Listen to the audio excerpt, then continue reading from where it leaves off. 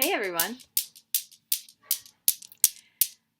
I was able to go into school yesterday and picked up a few physics-y things that I could maybe use throughout this time. Um, I wanted to start by saying hi again, and also expressing that I'm so sad that our school has been canceled for the rest of the year. I know that that's going to be hard for all of us.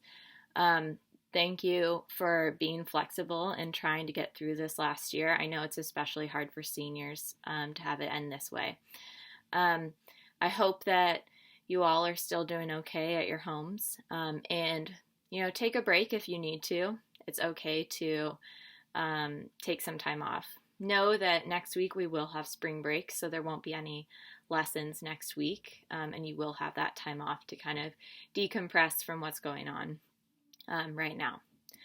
Another announcement I wanted to do was related to grades. I haven't heard anything from the district yet related to what grades will look like for quarter 3, but the rumor is that they'll be pass-fail grades instead of full letter grades. I will give you the option to submit your stamp sheet from before we left from school. So I'm going to put up an assignment where you can email me your stamp sheet picture so we can get those in the grade book, but know that grades probably won't be a letter grade going on your transcript for at least quarter 3, and we'll see what happens with the full semester. Let's see. Oh, last thing is to tell you what I'm teaching about today. So today I'm going to do a little bit of a lecture deriving how to quantify centripetal acceleration and centripetal force. You don't need to know how to do this derivation, but I want to show you where the equation comes from so you don't feel like it just comes from nowhere. There is a proof, and I'm doing the geometric proof for it.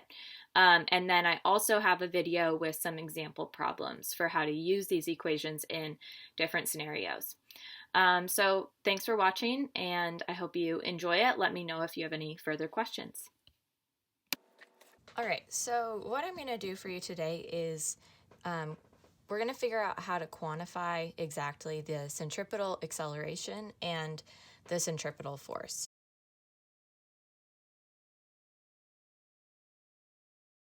So I've already started by kind of drawing this circle because we're talking about circular motion here. So we're going to say we have an object that's moving around this circle, and we're going to consider the difference from when it's at this point in the circle. So we're going to call that point A, and then it moves to a point over here, point B.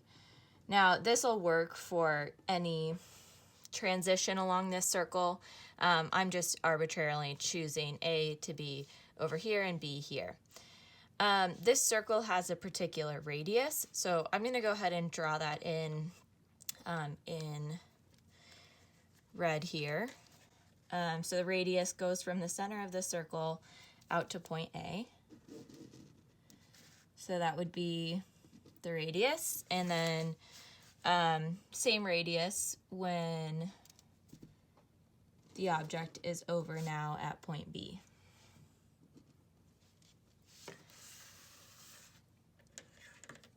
For now, I'm just going to call this R1 and R2. Really, we know that R1 is equal to R2. It's the same radius because we have the same curvature all the way around the circle. Now, the object's moving, so it has a velocity. So I'm going to draw in the velocity vectors at point A and point B.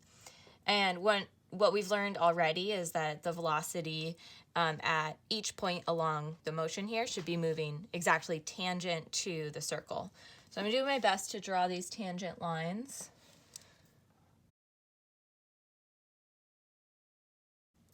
And again, I'm naming them V1 and V2 because we're talking about two different time points in the motion as it's moving around the circle here.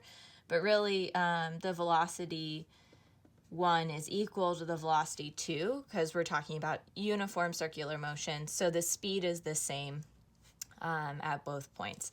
And really, we're talking about the magnitude. So when we're using vectors, we can use the absolute value notation to show that we're talking about that the magnitude of the velocity is the same. But the velocity as a whole isn't the same because the arrow is changing its direction. Now, one thing is that the way that this is drawn, and really this works no matter how I draw it, is that this radius vector that I've drawn is exactly perpendicular to the velocity vector because the velocity is tangent here. So the tangent line should be perpendicular. So these are right angles. Now I'm going to do a little sidebar here to convince you that if I draw a line that is parallel to the x-axis here, right here, try and sketch that in.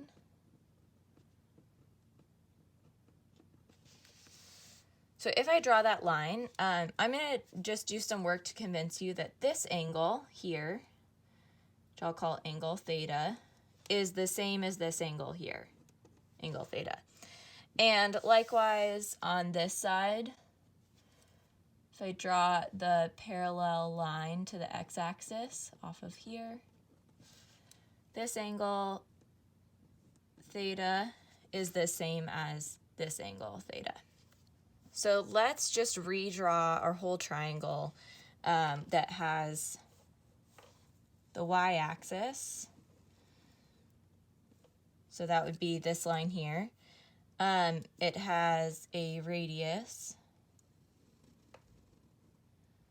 here, and then I kind of overshot, but in order to make these perpendicular, this would be the velocity. So we've got r, v, and then this is just kind of my y-axis. So here's our 90-degree angle. Now I'm going to label some angles to make it simple. So we've got angle A in here and angle B here. Now, since this is a 90-degree angle and all the angles in this triangle need to add up to 180, we know that angle A plus angle B have to equal 90 degrees. So now if I draw in this parallel line to the x-axis that really is bisecting the right angle, the 90-degree angle here. So there's this line that's going to bisect the 90-degree angle. So now this is a right angle, and so is this, since the y and the x-axis are perpendicular. So now I have two other triangles. I'll try and highlight those with a different pen here. So I've got triangle right here, which is a right triangle, and then a triangle here that's also a right triangle. So considering my angle A in this triangle, angle A still has the same measurement no matter which triangle I'm looking at, the one that included R, V, and Y, or now the one that is this section of Y with R now as the hypotenuse. So since angle A is the same, that means that this angle here now has to be the same as angle B. So I'm just going to label it B again. And then the angle in the other triangle up here has to be angle A, so that A and B still equal 90 degrees, A and B still equal 90 degrees here. And so all of that was to convince you that really theta, which I've drawn here, is the same as theta, which I've drawn here. Okay, so why did we do that? Well, we're doing that to support a later part of this proof to define or quantify centripetal acceleration. And so we'll need to know that these two angles are the same. One thing to define here is the displacement that this object is going through as it moves through its circular motion. So I'm going to redraw vectors r1 and r2 over here.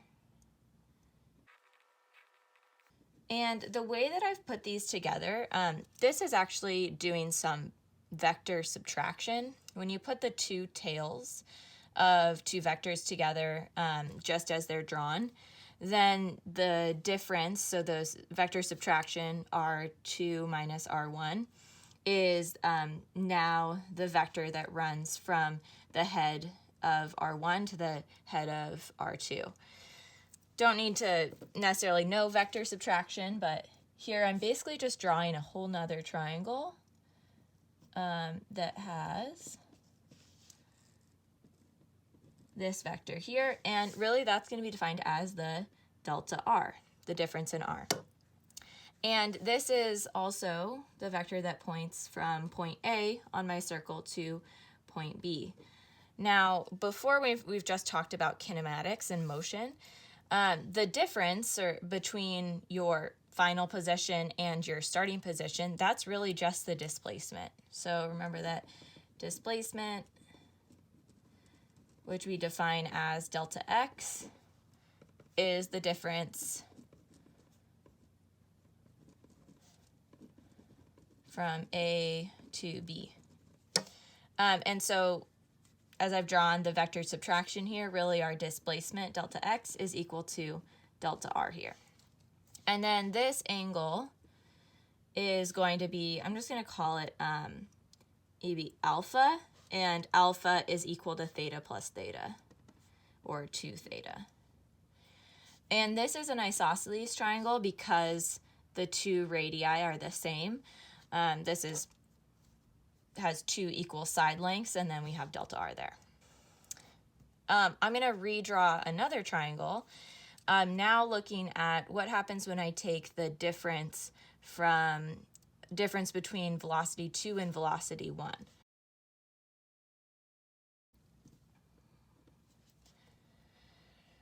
And here's this parallel line. And so when I take the difference between these two vectors, it's going to point from the head of v1 to v2. So that'll be something like this. And this is just doing vector subtraction. So that's going to be our change in velocity. That's the delta v. And before, we recognized that theta here is the same as theta here, and theta here is the same as theta here. And so this angle as well, when I put v1 and v2 together, is also just alpha. So these two angles are the exact same. And this is also an isosceles triangle. v1 is congruent to v2. Which means that these are similar triangles. All right, I'm gonna have to pause the video there because I can't go over 15 minutes on YouTube. So there's gonna be a sequential video that will pop up, but watch this one first and then continue with the next one.